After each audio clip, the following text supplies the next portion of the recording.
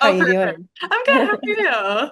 I'm all right. Yeah. Well, Yeah. So thank you're out in California? Yes, yeah, that Chapman Radio, so Nice. super, super fun. Nice. Yeah. Great. Well, thank you for letting me interview you today. This is actually my first artist interview, so Oh, fun. I'm really, really excited. I don't know Oh, if you saw it in our notes, but a couple weeks, because I'm the one who does the charting here at the station, so a couple weeks ago I charted you, and my radio show. Oh, that is my AI. Sorry, that's for something else. you're good. Um, a couple weeks ago, I charted you, and my radio show that I have here at the station, we highlight artists with under 50,000 listeners on Spotify. So we put you on, and then when I saw the email saying, "Oh, like if you want to interview her," I was like, "Oh, yes, please." Like absolutely, because I Wonderful. really loved your new album. So, of Oh, thank you so much. course. Yeah. Well, this is recording, so if you just want to like introduce yourself, like give us a little spiel about you. Yeah, sure. My name is Lilly Bechtel, and I'm the lead singer-songwriter of Night Teacher, which is a kind of experimental folk doom folk rock group. I'm based in the Blue Ridge Mountains of Virginia, where I grew up, and have kind of orbited out from there. But that's where I am in this moment. And yeah, a lot of the music is kind of rooted back into land and place. And I it's a mixed blessing to live in the same place where you grew up, but I've come to appreciate it more over time. So. Beautiful. Yeah, and my new record, Year of the Snake, came out on Halloween, and it's been meaningful to share that work with the world.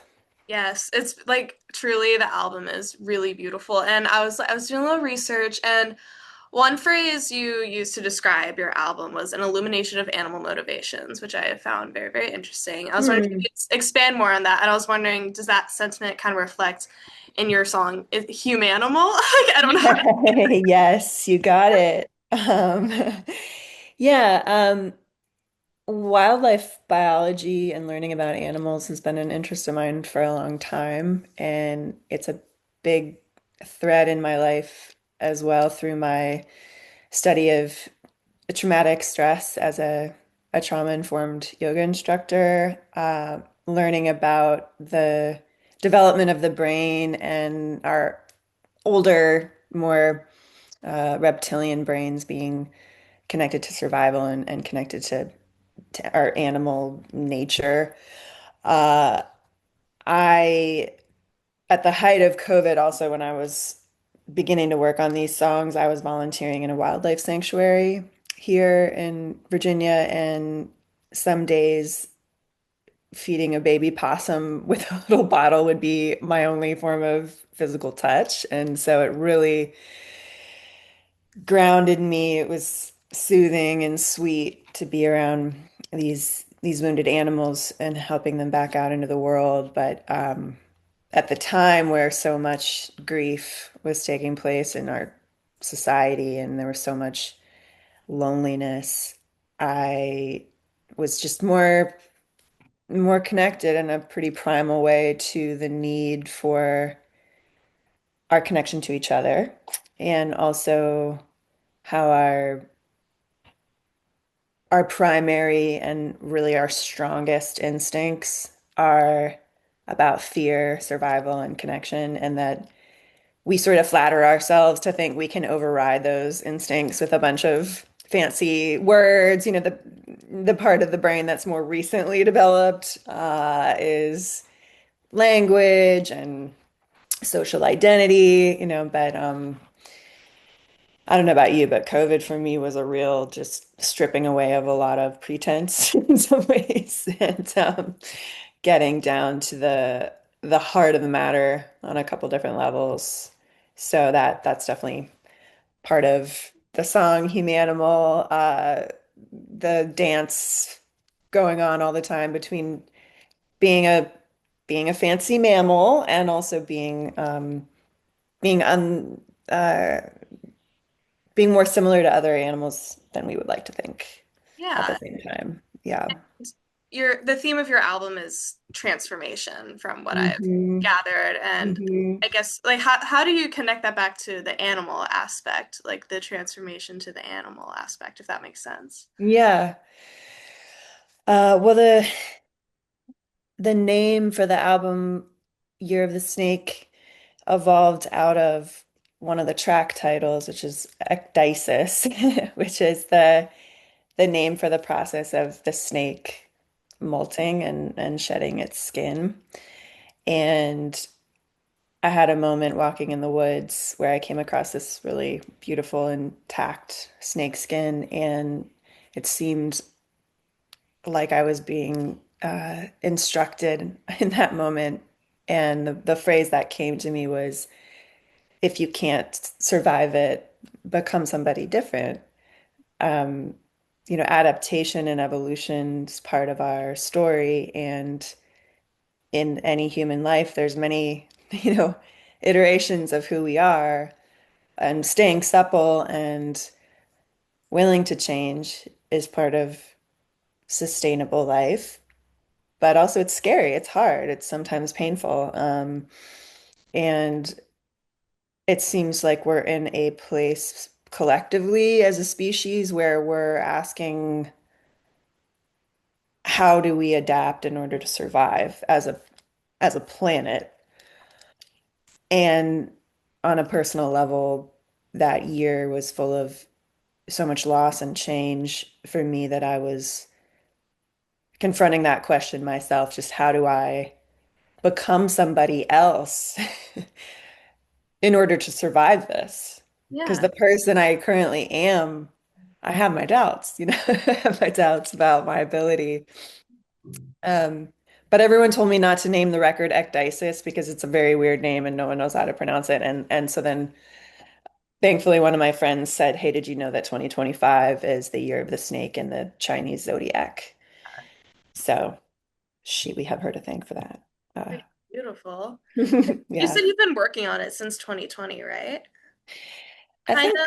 yeah, that's honest. The bits of generative material were starting to arrive Yeah. around 2020. So there's certainly lots of nods to COVID in it, although I finished it and released it obviously a couple of years after. Yes. Yeah. Awesome. And so I have a question about your opening track because like on your website it says Never Better. It's a song that seeks balance between making healthy improvements for and treating oneself like a perpetual renovation project, which is Yes. that's a really good phrase. I like that a lot. Um, so I was wondering, so how has writing and creating your new album helped you in balancing this like tricky equilibrium you mentioned? Like how has that helped you throughout these years, like in creating this album? How have you balanced that that perpetual renovation project and that Mm. tricky equilibrium? Oh, that's a great question. I think that there's a difference I've come to understand between self-improvement and self-knowledge, Okay. self-acceptance even, although that sounds a little too easy somehow. I believe that there's wisdom in expressing emotion as it is before we fully comprehend what it is, why it is, where it's going. And art is one of the main tools I have for that. And it doesn't feel like improving myself to express myself artistically. It feels like honoring myself. It's one of the few spaces where showing up as I am is welcome, or I try to make it welcome, to remember that it's welcome. And I think we all need those spaces, whether it's in, a church or a yoga class or a group of friends, a family member you feel safe with, and that there's something about two people or several people showing up imperfectly that creates something magical and bigger. And I, in the internet age, in the age of social media, it's it's sort of a tired topic at this point, but it's very relevant that we're presenting a lot of the finished products of ourselves often. And I'm guilty of this too, who doesn't want to look good? So true. But but there's a conversation that's lost there, or there can be. And so at a certain point in my life, and also I've been sober for a while. I'm in circles that talk freely and often about, healing, self-improvement.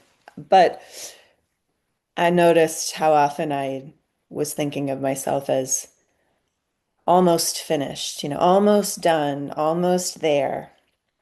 And in the meantime, I'm having a life, I'm getting older, and it it struck me as a little bit goofy to constantly be on my way somewhere else, and also just a little sad, a little unfortunate to walk through my life with the sense that I'm not quite there yet. Um, And I don't think I'm alone in this. I mean, plenty of people relate to being unfinished, feeling unfinished. That's okay, but I don't know. When we're unfinished together, we're at the risk of sounding hokey, a little more whole. And so that song is sort of a playful expression of the absurdity of constantly just striving, and how it can isolate you and make you a little crazy. Yeah, Yeah. or a lot crazy. Yeah. So um but yeah, people tend to connect to that song, and I've also heard a couple times that it reminds them of Fiona Apple, which for me is one of the highest compliments I can receive. Absolutely. So yeah, here I am flattering myself, but yeah, she's a vocalist that I've always admired. And you deserve to flatter yourself. Everyone should be able to flatter themselves in some way, shape, or form. I mean, part of Thank you. renovation is like finding the beautiful parts of yourself, but also always knowing that there's something like to improve. And I guess that's just like you're never going to be finished, and that's okay. Just Yeah, being okay yeah, with that. yeah, Thank you for sharing that. That was great. yeah. Okay, I have another question. I was Sure. wondering is there a song off this album that gave you like a creative breakthrough or challenged you to think in a way you haven't before? Ooh, that's another great question. Let me think about that for a minute. No problem.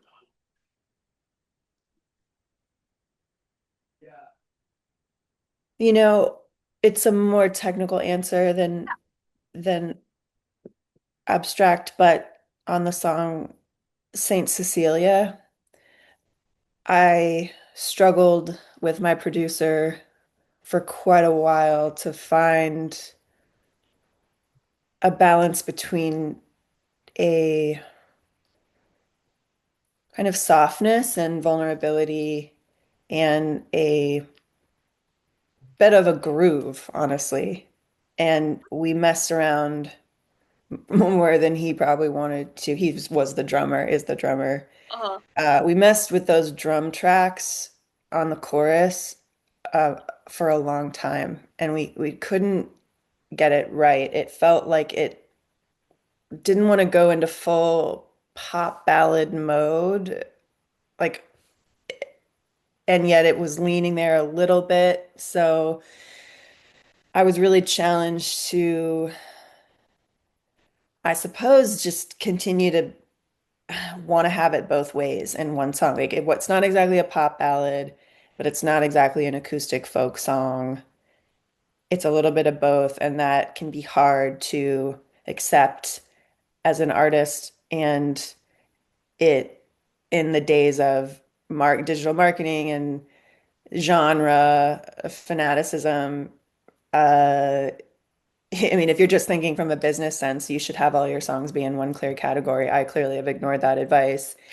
but uh, I think we landed it, but it's still unclear what category is that song in, you Yeah. know? Um, and so maybe the insight I'm passing along to any creative person is it can stay in a couple different categories if it needs to. Yeah.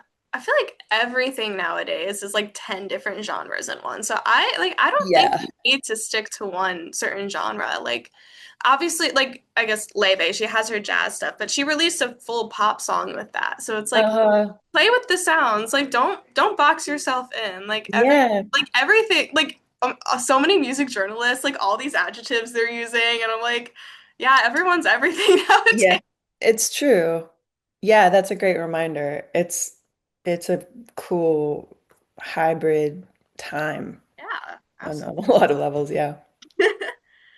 Okay, so another question. I was wondering, like, what do you think makes this album different other than the previous works you've worked on, and then like what do you hope listeners really pick up on when listening to your album?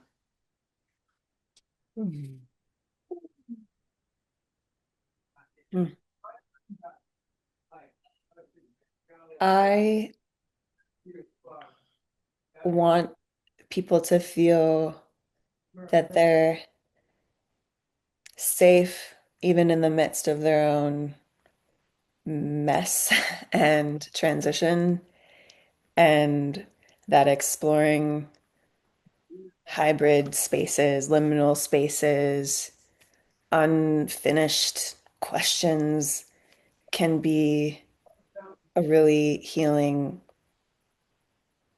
process of discovery, and that connecting to art that's welcoming you in that space, even if it's just a feeling in your body, can be a sacred experience. And I, as a yoga instructor and someone who's completely ready to light a candle at any moment and, sing a hymn to the moon and throw some tarot cards out, I would say if you are open to the idea of laying and just listening to the whole album from beginning to end, that's an offering I'm making in a time where we're not doing that as much.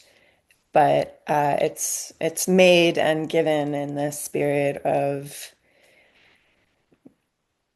service and life wanting to keep on lifing and move through us and change us if it needs to. Um, and as someone who's really always asking the question of how to be of use on this planet at this moment we're in, I am one of those overly serious artists, perhaps, who thinks this is part of what will save us, is staying in our humanness. Uh, and you wouldn't think that that would be a project, but it seems like it increasingly is a project. We have to fight to stay not automated, not um, completely polished and certain and kind of aggressively accomplished, independent. So maybe, lay on a floor and listen to this with some friends or like make out with somebody and listen to that would make me very happy. I love that. I Yeah, think maybe I'll do it too. like I feel like this world is so like there's like electronic music is so huge in this world and I think like with just like bring back the Mm, rawness of like it's so silly but bringing back like actual instruments and songs and like yeah, songs that right. are over 2 minutes long Right. like Yeah, I think like yeah, that's and like it's true art does save us especially like in the time of like AI the humanness of everything like that's like right. such an important thing like it's so obvious how like how raw your album is. So you Mm, definitely got that mm, across, and I mm, hope people also pick up on that. That's So beautiful. I have one more question before I have some fun questions. Sure. Okay. But again, this is a little deeper question, but like which song off the album for you was the hardest to write? Oof. You know, any song is hard to write, and there's always a moment or several moments where I doubt myself and the whole effort. But I've had is one of the tracks that remains really alive still. Even when I sing it, it moves me. It still moves me. And I think it's partly because s- for the first time, really intentionally walked towards as much honesty as possible with details about a person, another person. Um, Actually, I was listening to an interview with Phoebe Bridgers, and she said something about, I don't know, 10-cent words, real expensive, abstract, fancy words being something she tries to scrub out of her songs. And that the specificity of a lover, their little quirks or the memories that are unique to you are actually what speaks better to the universal. And so I scrubbed my song at that point clean of all of my 10-cent words at that time and instead went to this very tender and specific moment of someone I was falling in love with showing up at my house with flares instead of flowers because he wanted me to have, you know, that backup in my vehicle.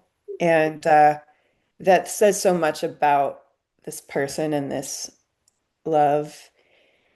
And I'm taking that writing lesson with me.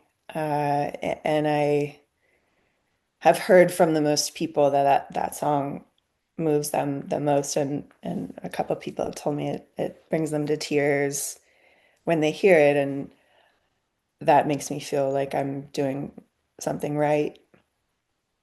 Yeah. Yeah, but it was and is a threshold, a kind of new terrain for me. Yeah. I think with art too, because art, like I'm an actor and my acting Oh, teacher cool.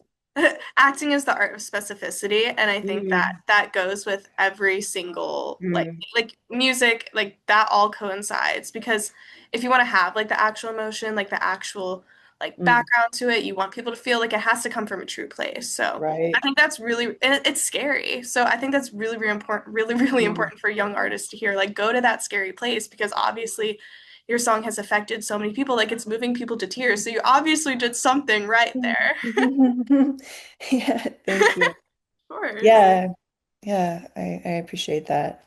And yeah, it's easy to look at another artist and say, be raw, tell your truth. We want the messy middle. But then when it's you, I've noticed a little easier to want to skirt around that or to think it's not interesting. Somehow Yeah. we overlook our own treasure in telling our stories. And we think it needs to be grander than it is. And grand and finished is not as interesting or moving to people. Yeah. Absolutely. So okay. So time for some fun questions. And Okay. my co-host, my friend, is actually here. She's been listening. She's the one who also is Oh, hi. How are you? Nice to meet you. great. She's gonna ask you the fun questions. Okay, cool. I'm ready. So, who are some of your musical inspirations? Ooh, Otis Redding, Jimi Hendrix, Fiona Apple, Ani DeFranco, Joni Mitchell, uh, Phoebe Bridgers, Feist, Cat Power, Led Zeppelin, Great, great choices. Etta James. Yeah, yeah. I love that, like, eclectic. Yeah, Yeah. That's such a great. great Just group. throw the full wheelhouse at you. Yeah, yeah. And what is your dream venue to play at? Ooh, I love that. Honestly, I joke, but I think I'm dead serious when I say I would love to play at a wildlife sanctuary to like big cats and wolves and bears and just set up a stage in the middle and play a show for them and have them howl back at me, which is actually it might come to fruition. I'm actually working on that at the moment, getting a kind of fundraiser in place where I can go sing to some wolves. Um, but That's yeah. that's the best answer you could have. I also just don't know that many venues, but yeah. Yeah. I feel like elephants would enjoy your music too. I know your Yes, thank you. And that high praise. and if you were to describe your album as a fruit, what fruit would it be and why? Whoa. Yikes. Um, well, star fruit comes to mind because it's a little strange, but it's also romantic, and it brings me back to some tender memories of being a kid, and it's a little bristly, but also sweet. And who doesn't love a star fruit? Yeah, I say so too. That's really good. And final little fun question, but who is your dream collaboration, if you have? Ooh, man, I know it's tough. that Yeah. is tough. Feel free to name a couple. I mean, I mean, if Saint Vincent called me up, I would run to her. Fiona Apple again. Um, I would love to write a song with Joni Mitchell. Um, Anna Tivell actually is an artist who's out there currently. We're kind of contemporaries, but I just really respect her poetry. So if you don't know her, I would check her out. She just came out with a new record. Um, hmm. I feel like I need to give a shout out to a male artist that I might enjoy working with as well. Oh, Tom York. Um, Yeah, I mean, if Radiohead wanted me on a EP, I think I could make time in my schedule for that. absolutely. Yeah. Thanks. Okay, Yeah. last couple closing questions. I just want to briefly talk about your songwriting process because you're also Mm. a poet and an essayist. So, how do those forms of writing, how do they all coincide and like influence each other in that way? Mm. So I have a practice of writing daily without stopping, about 10 or 20 minutes. And I really credit that to anything I've generated, honestly. It helps me get in under the radar of my own critic. And it's amazing what you collect if you write every day. And it's through that that I'll often go back and sift through and look for gems, little phrases or images, and work from there. I don't tend to write in the moment while composing a melody, although I have been, I feel like it was a visitation and it happened once. I mean, may it happen again, but the song Dear Ellen, not on the record, but I sat down and wrote that in one sitting, but that generally never happens. It's mostly a process of collecting the little bits and pieces of my life, like making a little nest. And I know other people work completely differently, but I'm a big journaler, one of those people. So, How many journals have you gone through? oh man, yeah, there's a closet of them. Yeah. And it helps also just on mental health practice to look back on the 2 weeks leading up to a tough spot that you're in and just see, okay, how'd we get here? And there's a lot more wisdom operating in our observation than we tend to consciously give ourselves credit for. So I do workshops sometimes with songwriters, which I love doing, and I say to them, notice what you notice. Um, it's useful information. If something has a little spark for you, write it down. And at the end of a week, even if it's one sentence a day, you'll have a pretty interesting portrait of your own perspective and personality. Yeah, notice what you notice. Oh, I'm gonna use that. That's Yeah. good. Yeah. And then I have one last closing question, but I want to thank you for letting us interview you. This was Absolutely. Yeah. so. Do you have any last pieces of advice for young creatives who want to pursue this kind of career, whether that even be in just writing or music? Whew.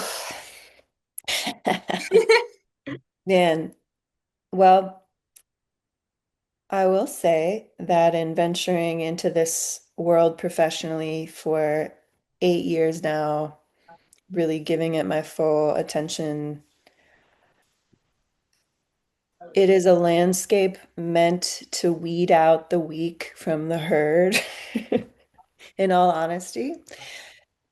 And nobody can weed you out or silence you if you have the gold and you know that you already possess it. And the gold is the love of the work itself. So I am in a place of finding the balance between protecting that love and that gold and trying to grow professionally in the world. But if the balance starts to tip and I don't find myself writing or feeling like I can, then we need to recalibrate. Ideally, I would have a manager, and this is what I'm seeking. This is what every artist wants, but no one can take away your creative spark, which is, I believe, it's a sacred practice. It's a practice of sanity, self-worth, self-care. They can't take that away from you unless you let them. It's yours. Yeah, it's yours. Absolutely. Well, well, thank you for. I was honestly like, as someone also, we're both because we're both in the film school here at Chapman. Like, Awesome. very applicable. That's something we needed to hear. Oh man, yeah, it's rough out there. It's rough out Yeah, it there. is. But that's the beauty of it, in my opinion. Yeah. If it's all about mindset, and I think you said it in the most beautiful way possible. Oh, And thank you. and again, thank you so much for letting us interview. Again, this is my first artist interview, so Oh, hope you're you did so great. Yeah, you're a looking. natural, both of you. Yeah, Thank it's not you. easy to interview. So I Yeah, really appreciate all your thoughtful insights and questions. of course. Yeah, so we're gonna post this on Instagram, on YouTube, and yeah, we'll tag you. And again, thank you. It Amazing. was so nice to meet you, and I'm You so as excited to see well. what you keep doing in your career. Yeah, same. Yeah, stay tuned and Yeah, yeah, let me I'm know so how it all excited. goes. Yeah, I'm rooting for Absolutely. you. All All right. right. Well, have a All great right. rest of your You day. too. You too. Thank you so much.